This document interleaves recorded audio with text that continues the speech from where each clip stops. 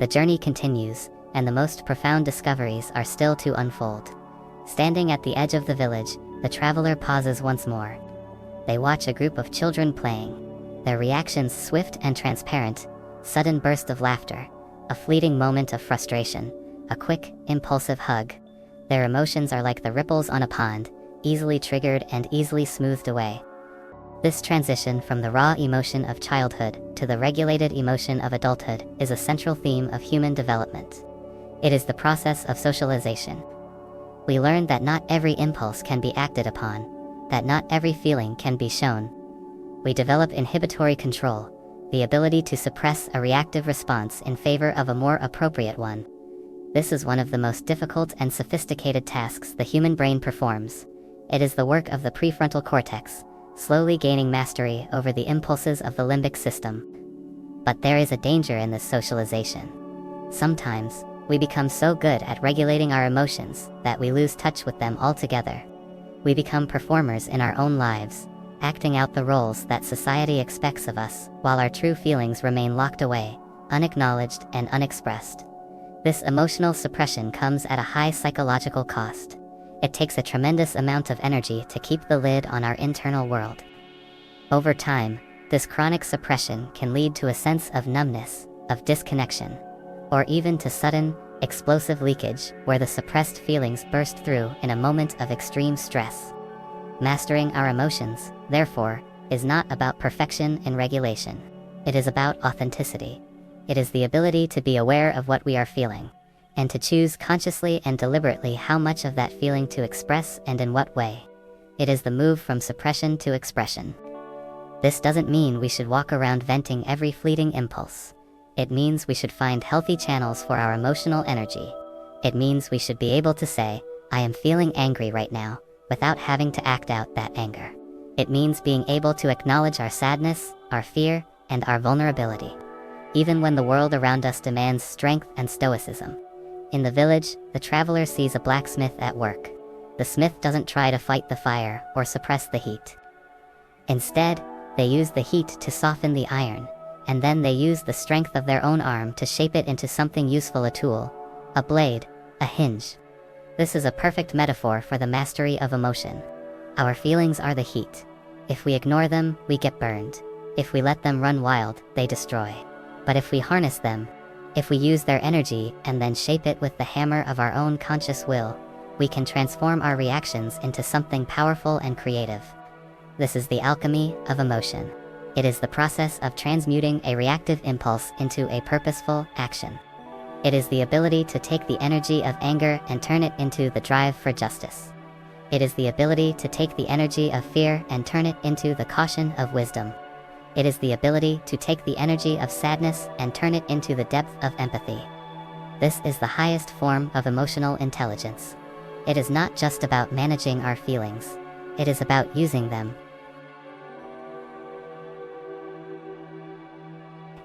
We will look at the lives of people who have mastered this art, leaders who can stay calm in a crisis, artists who can channel their deepest pain into beauty, individuals who have faced tremendous trauma and emerged with a profound sense of purpose. We will study the practices that allow for this transformation, the rituals, the habits of mind, the ways of being in the world that foster emotional integration. We will also look at the obstacles to this alchemy. We will examine the defense mechanisms that keep us stuck in reactive patterns, the denial, the projection, the rationalization. We will see how these mechanisms, which were once intended to protect us, now act as blocks to our growth. We will learn how to recognize these blocks in ourselves and how to gently move past them. The traveler is walking through the village square now. They see people interacting in all the myriad ways that humans do: the quiet cooperation of a marketplace, the intense debate of a public meeting, the intimate whispers of lovers. Every one of these interactions is a sea of emotional reactions, a complex play of light and shadow. The traveler is no longer just an observer. They are a participant. They feel the pull of the crowd, the sting of a sharp word, the warmth of a friendly greeting. But they are not swept away. They are grounded in their own awareness. They are watching the ripples on their own pond, and they are choosing their own responses.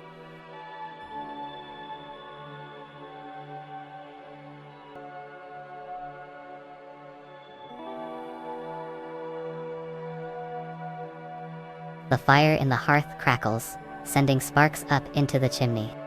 Outside, the stars are beginning to appear, the same stars that watched over our ancestors on the savannah. The ancient world and the modern world are one and the same, joined by the enduring mystery of the human heart. We are ready for what comes next, to go deeper into the heart of the village, into the heart of the social world, and into the heart of ourselves. The hidden psychology of our reactions is being revealed, and the light of understanding is growing brighter. As the traveler settles into the warmth of the inn, they watch the flames dance a chaotic, yet strangely patterned motion. It occurs to them that our emotions are much like this fire. They provide the light and the warmth we need to navigate the world. But if they are not contained and understood, they can consume us. This containment is not about shutting the fire away. It is about the hearth, the structural integrity of our own psychological development that allows us to hold our feelings without being destroyed by them. This brings us to one of the most profound concepts in the psychology of reactions: window of tolerance. Each of us has a window, a range of emotional intensity that we can handle while still remaining functional and connected. When we are within our window, we can think clearly, we can empathize, and we can regulate our reactions.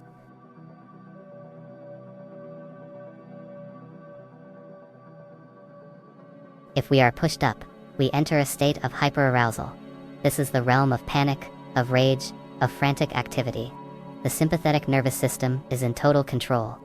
If we are pushed down, we enter a state of hypoarousal. This is the realm of numbness, of dissociation, of shutting down. The parasympathetic nervous system, in its most primitive form, has hit the emergency brake. In both states, the prefrontal cortex is offline. We are no longer thinking. We are simply reacting. Understanding our window of tolerance is essential for emotional mastery. It requires us to recognize the signs that we are nearing our edges. For some, the edge of hyperarousal is marked by a tightening in the chest, or a rapid-fire way of speaking. For others, the edge of hypoarousal is marked by a feeling of fog or a sudden loss of energy.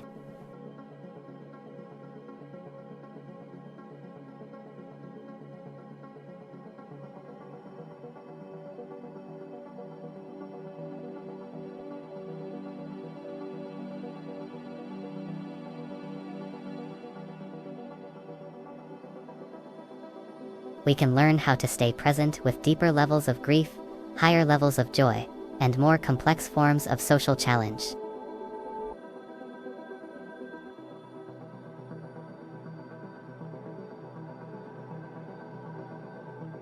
It is the ability to hold more of the fire of life without being overwhelmed. This concept is particularly important when we consider the intergenerational nature of our reactions. We don't just develop our windows in a vacuum. We inherit them. The emotional atmosphere of our childhood, the ways our parents handled their own fires, became the blueprint for our own hearths.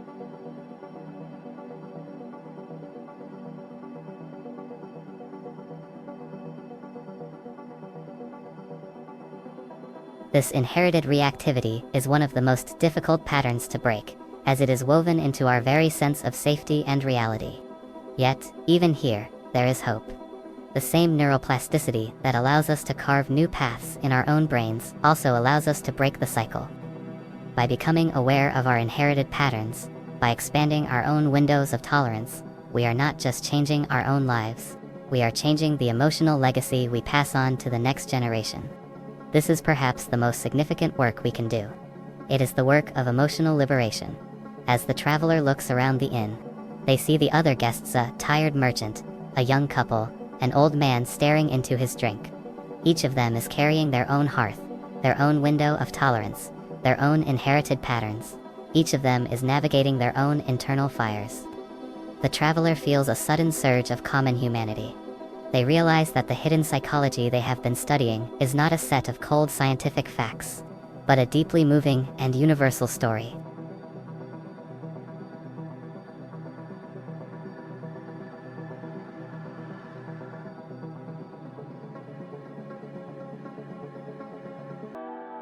They see the traces of all their past reactions, the lines of old worries, the shadows of ancient griefs, the hidden tension of suppressed anger.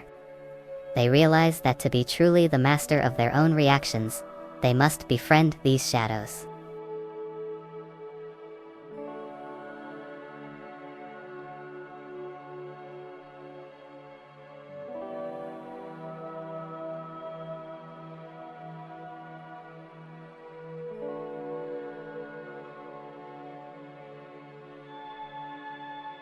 It is the realization that we are not good because we lack these impulses, but because we choose how to act in spite of them.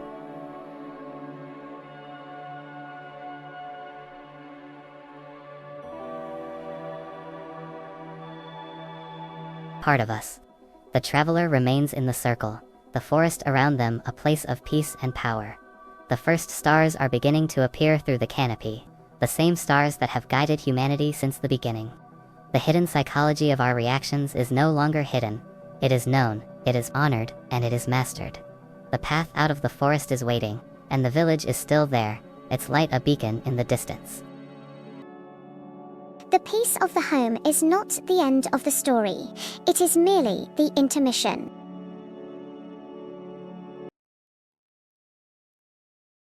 The traveler's hard-won balance is about to be tested by forces that are invisible, pervasive, and designed to keep us in a state of perpetual reaction.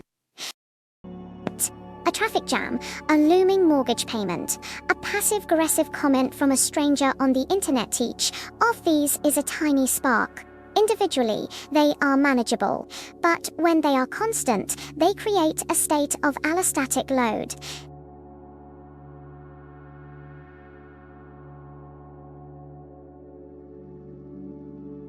When the HPA axis, the hypothalamic pituitrinal axis, is stuck in the on position, the brain begins to change its very structure.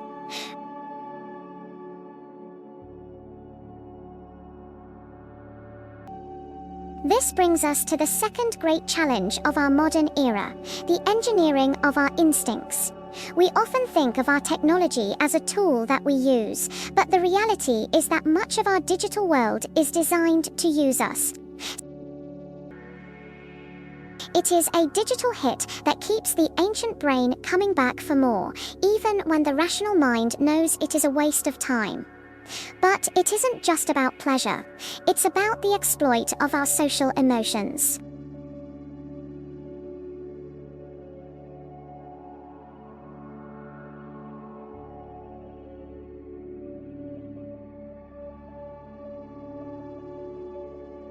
The amygdala, which monitors our social status for survival, looks at the curated, filtered lives of others and perceives a threat to our own standing.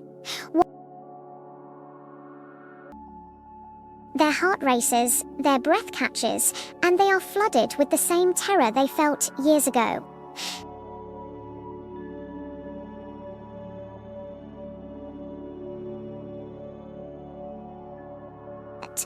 We carry the micro-traumas of our childhoods, our failed relationships, and our past humiliations.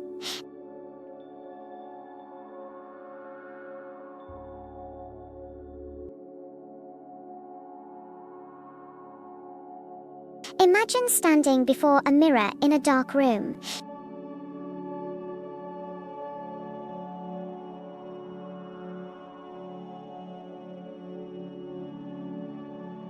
That younger self is frightened, reaching out toward the glass, seeking the protection you couldn't provide then.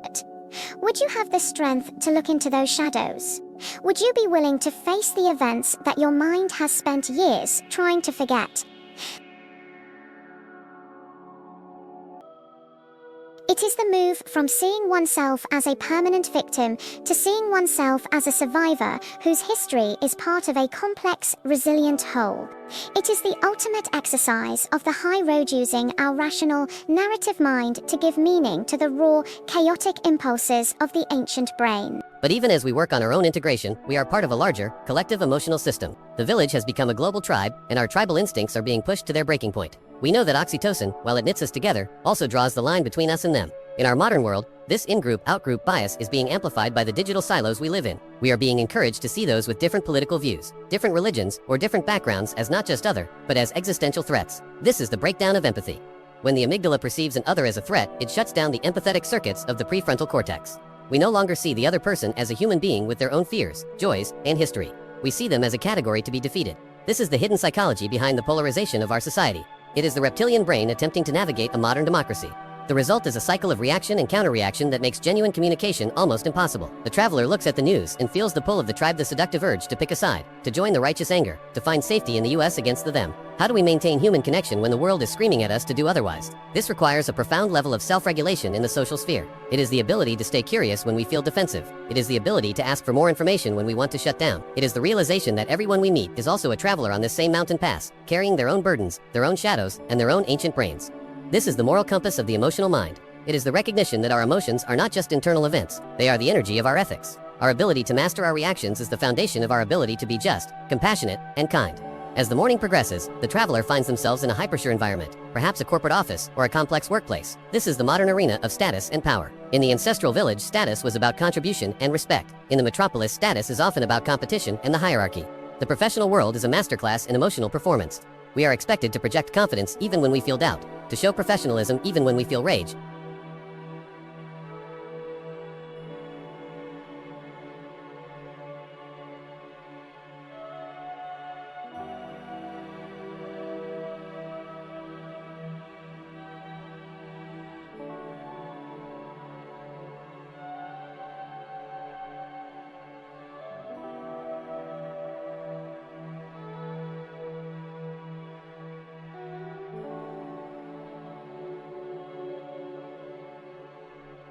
But without emotion, we cannot make decisions at all. The key is not to eliminate emotion, but to use it as data. They ask what the anxiety is trying to tell them. Is it a warning of a real danger, or is it just a ghost of a past failure? They make a decision. It is a bold one that carries risk but also great potential. A friend, someone they trusted, has spoken ill of them behind their back. In an instant, the peace of the day is shattered.